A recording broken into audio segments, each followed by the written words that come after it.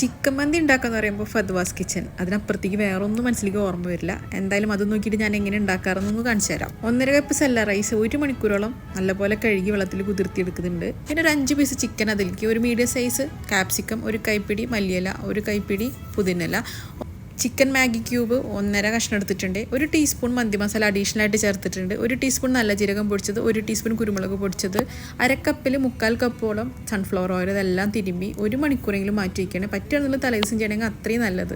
Chicken ആദ്യം അടുപ്പത്ത് വയ്ക്കുമ്പോഴേ ഒരു 2-3 മിനിറ്റ് തള വരുന്ന വരെ ഹൈ ഫ്ലെയിമിലും, പിന്നീടുള്ള 10 മിനിറ്റുകൾ വീതം നമുക്ക് അങ്ങോട്ടും ഇങ്ങോട്ടും തിരിച്ചും മറിച്ചിട്ടിട്ട് ചിക്കൻ ഏതാണ്ട് ഒരു 30 മിനിറ്റ് എടുത്ത് വേവിച്ചെടുക്കാം. സെല്ല റൈസും അതുപോലെ തന്നെ വേവിച്ചെടുത്തിട്ടുണ്ട്.